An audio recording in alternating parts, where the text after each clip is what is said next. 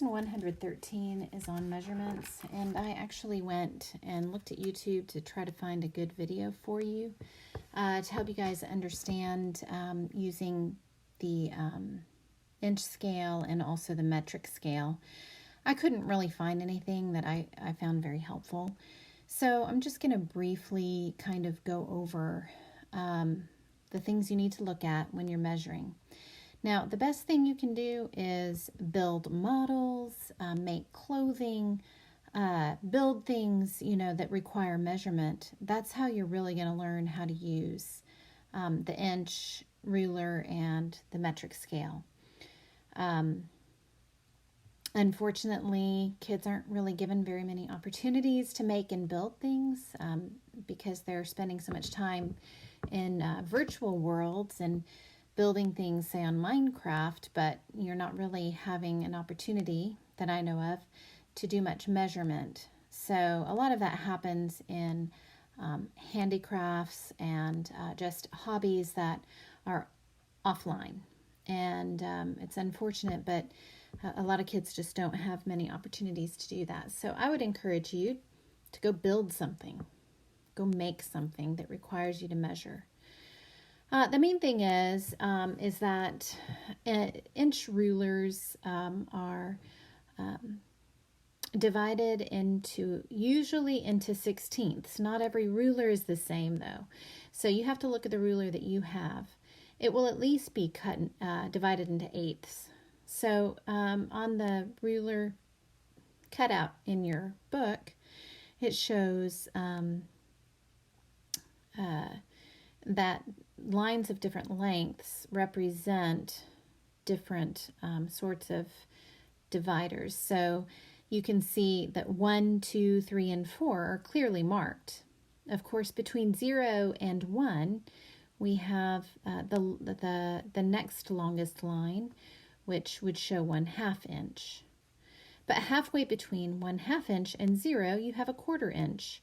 And you can see all of the quarters are marked with the same line. That's the next smallest line. And then the 16ths and eighths are hard to distinguish between them. But what you always want to kind of go back to is thinking about how far is it between, say, 1 inch and 0, or how far is it between 1 and 2? Is it halfway in between? So that's my half. Is it halfway in between 1.5 and 1? Well, then that must be 1/4. So it just takes a little bit of practice. I think you've been instructed in this before. I would think so. But if you don't understand how to measure, you have got to buckle down and really work to understand how to do it and how to read a ruler. That's all there is to it. The fact that we can't be in class together makes it really difficult for me to instruct on this, but I know that your parents know how to measure, so if you're struggling, just ask for help from them. I'm sure that they would be happy to help you, and even say, hey, Mom or Dad, is there anything that we can build together so that I can better learn how to measure? That would be fantastic. So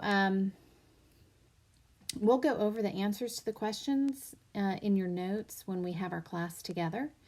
So essentially that's the inch scale, and I've asked you to measure some on your own. Hopefully you have a ruler at home. If you don't have a ruler, more than likely than not, one of your parents has a tape measure. Tape measure will work just fine to measure these. It'll give you some real life practice. For metric, the metric scale is a little bit easier because what I've seen, what I have on your notes, it says how far is the arrow from the left hand end of the metric scale. And you see it shows that it's being measured with centimeters.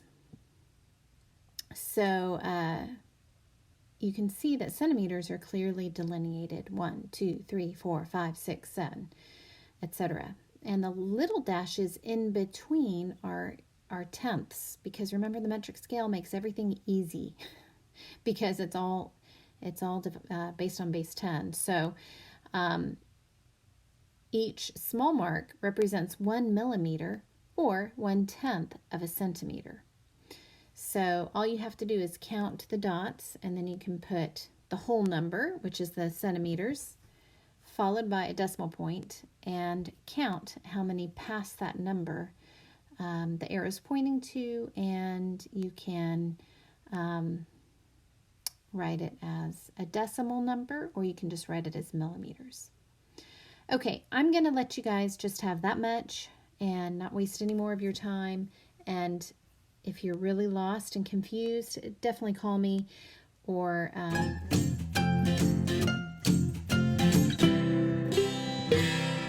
okay, lesson 114 is another lesson on probability.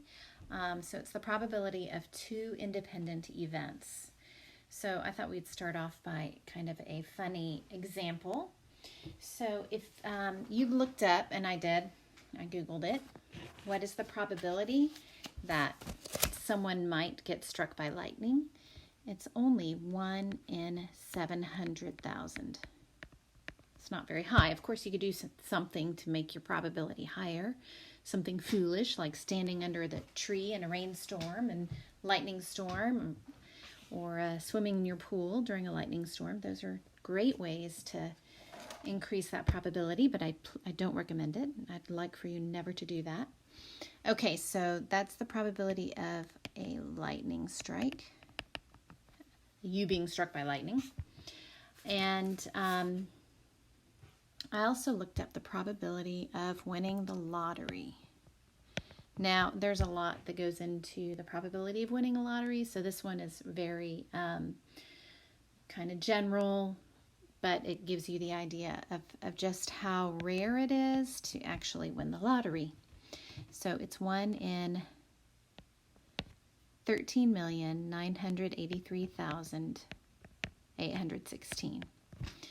So when we talk about the probability of two independent events, it's like trying to figure out what's the probability that I would get struck by lightning and win the lottery. So when we're doing the probability of two independent events, we have to multiply one event by the other.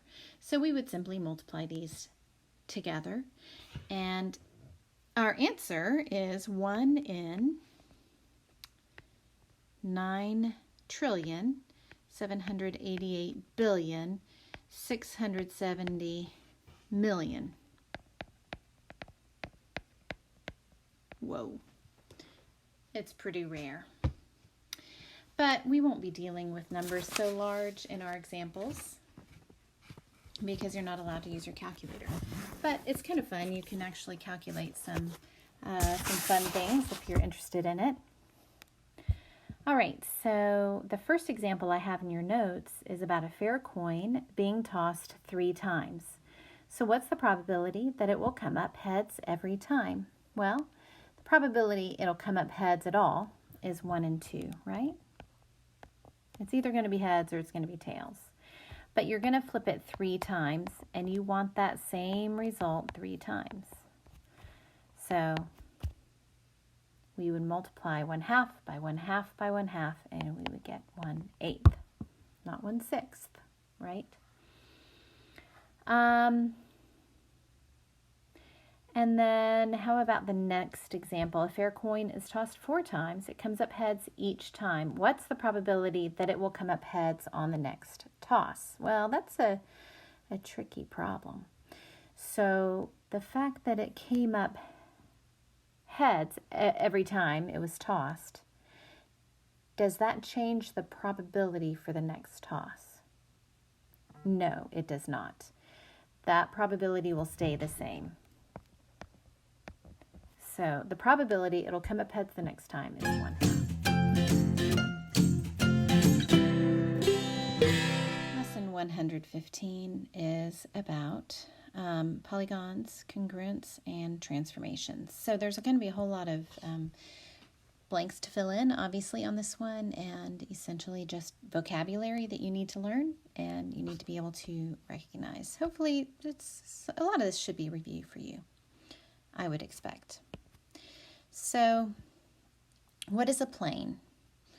Well, a plane is just a flat two-dimensional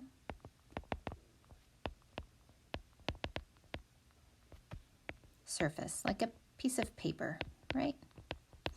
So a planar figure is a geometric figure drawn in a plane.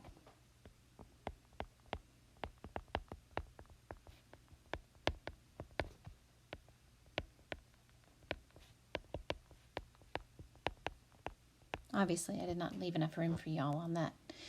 Okay, what is a polygon? It is a straight line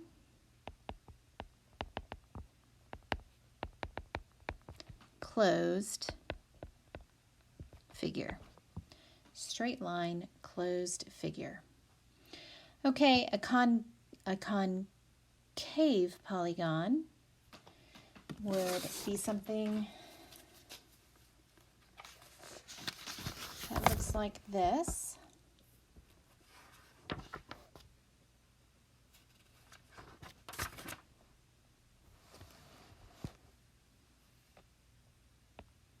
It's caved in on one side.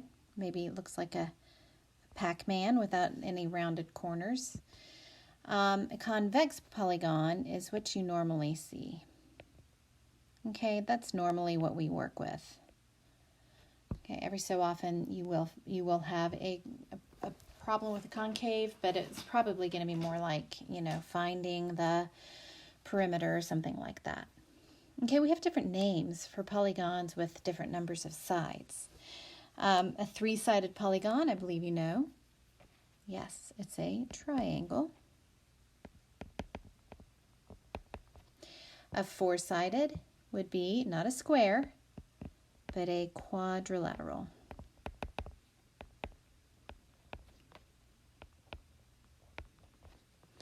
A five-sided figure, pentagon. A six-sided figure, hexagon. Seven-sided is a heptagon. Obviously, we don't have very many seven-sided figures. Five, six-sided, yes. Four-sided, quadrilateral, yes. Pentagon, we use those a lot. Eight-sided, I bet you could guess that one. If you didn't know, it's an octagon. A nine-sided figure is a nonagon. A 10-sided figure is a decagon. An 11-sided figure is an 11gon, or hendecagon or an undecagon, but you can just put 11gon. And a 12-sided figure is a dodecagon. I kind of like that one, dodecagon. And, okay. So a polygon with more than 12 sides may be referred to as an n-gon. So, for example, if you have 15 sides, it can be called a 15-gon. The book for 11-sided has the undecagon for the 11-sided. All right, so a 55-sided would be a 55-gon. Okay. So the sides of a quote-unquote regular polygon are equal. That's what regular means. It means all those sides are all equal. A diagonal of a polygon connects two non-consecutive vertices. We can name a polygon by listing the vertices in order. Whoops. So a trapezoid, what is a trapezoid? It is a quadrilateral with exactly two parallel sides. Okay? So if you were to draw it, those two sides are parallel, these two sides are not. But it has four sides, so it's a quadrilateral. A parallelogram is what? Well, it's a quadrilateral with two pairs of parallel sides.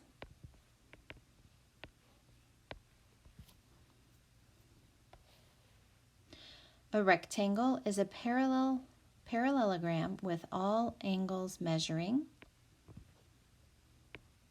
90 degrees.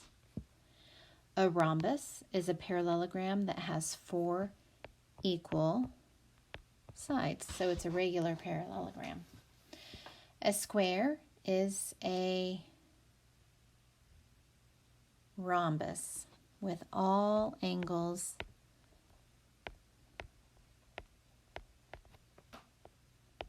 measuring 90 degrees. You got that, I'm sure. Congruent figures have the same size and shape. All right, so when we are talking about shapes and things, we often talk about different ways of transforming them. So a translation is a slide. So here's an example of translations. Okay, basically it's sliding from one position to another. You can have a rotation where basically, so in this rotation example, this point is pegged down and the shape is being rotated around that point. Okay. And a reflection is just a mirror image. And you could have a combination of different transformations that you're being asked to identify in any problem. All right, so let's move on to some practice here. So, I wish I could move this thing. Oh, I can. Okay. So it says,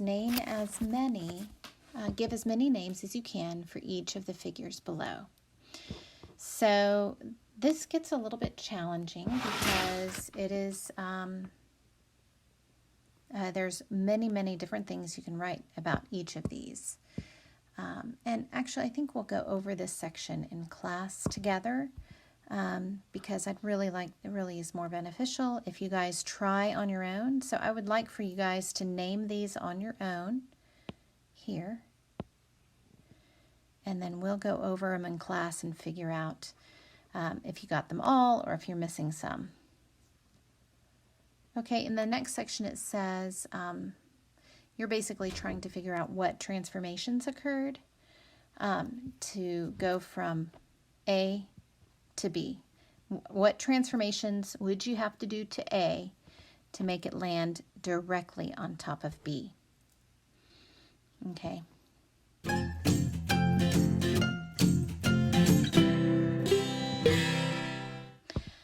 Lesson 116 is about the area of parallelograms and trapezoids. So, I hope you can remember that essentially when we are finding the area of parallelograms and trapezoids, well, for parallelograms it's a little bit easier. We can just multiply the area of the base times the height. I don't know what I'm thinking. Not the area of the base. We can just multiply base times height. Area equals base times height. So in this case, our base is 6 and our height is not 4. Our height is 3 because we're always looking for this perpendicular sign to show where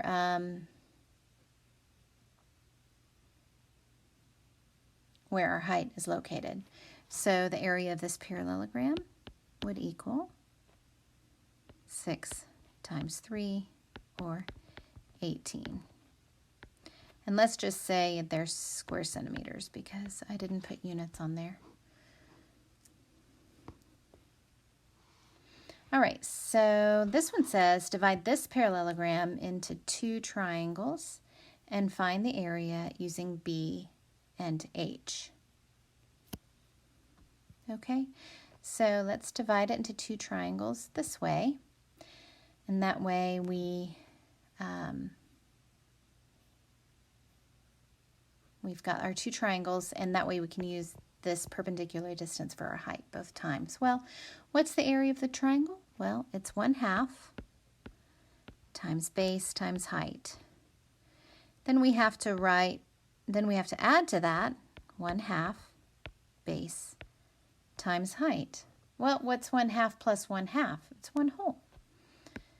So here we're just proving that area of a parallelogram equals base times height.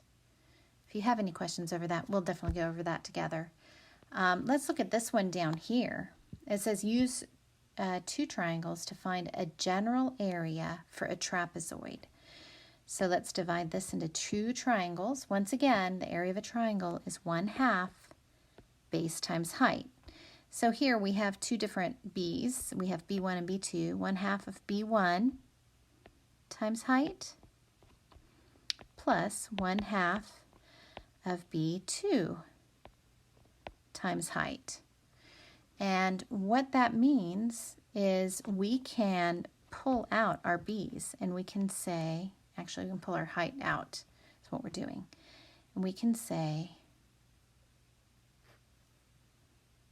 1/2 times base 1 plus base 2, that's not 2, times height is the area of a trapezoid. So essentially what you're doing is you're taking the average of base 1 and base 2 and multiplying that by the height.